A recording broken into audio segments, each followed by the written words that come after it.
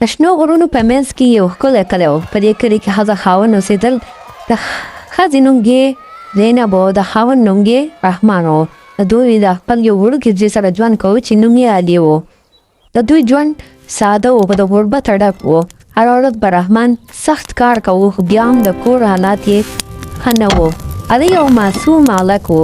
هغه به تل د خپل پلار سره لوبې کولې او لوی خوبونه به یې لیدله.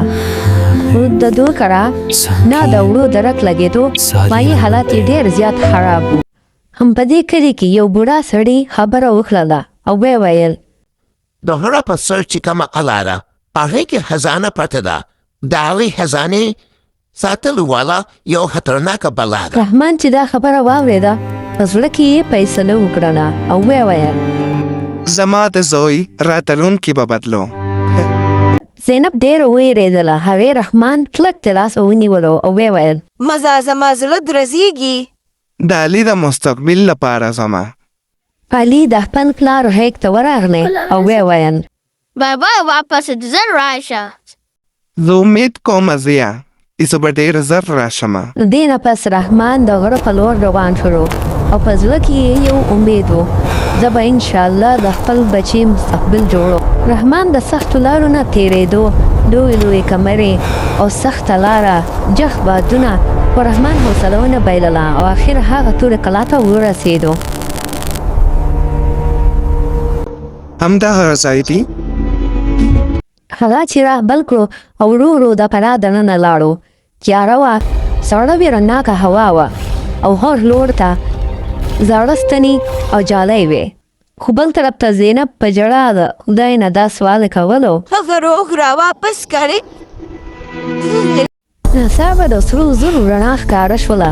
رحمان حیران شولو او ویې ویل: دومره خزانه، دومره ډېره. خو په تیاره کې یوه خطرناکه چړیل راښکاره شوه. یوه ویرونکه چړیله وه، ورو ورو مخې ته راغله او په دروندونکي غږ یې وویل: دا زما خزانه ده.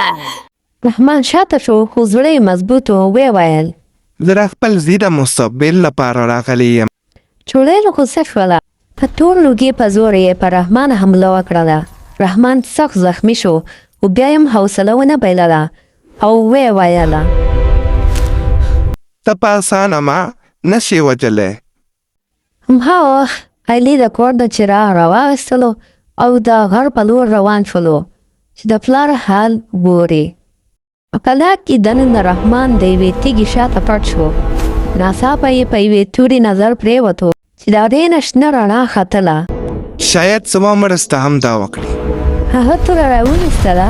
په یوه شېبه کې ټوله قلا په رڼا ډکه شوله. هم په دې وخت کې علي قلا ته ورسېدو او دننه ورغی. بابا زه راغلمه، ته چېرته یې؟ رحمان چې د زوی غږ واورېدو، په چاته یې وویل: علي دننه مه راځه. خو بیا ناوخته شوی و. چړیل په تور لوګي کې ورکه شوه. ناڅاپه د علي تر شا راښکاره شوه. هغې علي ونیو او په ویرونکي غږ یې وویل: اوس ستا زوی زما شو. هغه په منډه ورغلی او ویې ویل: زما له زوی لاس واخله. هغه په توره ګزار وکړو. زوروره رڼا او لوګي یو بل سره وجنګېدل. قلا ولړزېده او دیوال مات شو. هلته په دیوال کې یو پخوانی تصویر ښکاره شو. رحمان حیران شو. په تصویر کې ښکاره شو چې دا چړیله پخوا یوه ښه او پاکه ښځه وه. هغې د یوې امانت خزانې ساتنه کوله. یو زاړین بادشاه پرې ظلم وکړو او د عدالت په بند کې یې کلونه بندیوانه کړه. چړیل ورو ورو ارامه شوه. کلونه زه د لعنت بندیوانه وم. رحمان خپل زوی غېږ کې ونیولو. په لاره زه وېرېدلی یم. زه دلته یم زویه. چړیل د سترګو اوښکې روانې شولې او ویې ویله: ما یوازې ازادي غوښتلې. رحمان توره راویسته او ورته وویل: که په تا ظلم شوی وي، زه به دې ازاده کړم. ناڅاپه رڼا وره شوله او د لعنت تور لوګي ختم شولو. چړیل بېرته په یو ښکلي شکل روښانه روح بدله شوه. هغې په مننې وویل: تا زما تیاره ختمه کړه. بیا د خزانې یوه کوچنۍ صندوقچه ښکاره شوه. یواړې دومره یوسه چې ژوند مو جوړ شي. ورو ورو هغه روح د رڼا په ذرو کې اسمان ته پورته شوه. زه اوس آزاده شوم. رحمان او علي د صندوقچې سره بیرته د کلي پر لور روان شول. کله چې رحمان او علي کلي ته بیرته ورسېدل نو زینب ډېره خوشحاله شوه. په منډه یې باڼه په غېږ کې ونیول. تاسو روغ راتلې. خدای مو ساتلو.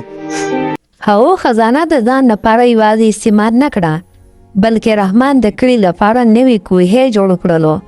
خلکو کورونه یې جوړ کړل. ماشومان د فرۍ د زده کړې لپاره ځایونه جوړ کړل. زینب به غریبانو ته ډوډۍ ورکوله او علي په خوشحاله زده کړه کوله. نعمت هغه خوي چې له خلکو سره شریک شي. له هغې ورځې وروسته هغه ویرونکې قلا د بیرې ځای نه بلکې د عبرت ځای بدل شو او خلکو زده کړه وکړل.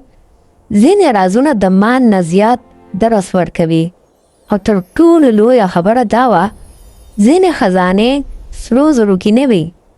اصلي خزانه مینه، زړورتیا، انصاف او داسې نورې ښې کارونو کې وي. ځینې خزانې سرو زرو کې نه وي. اصلي خزانه مینه، زړورتیا او انصاف وي.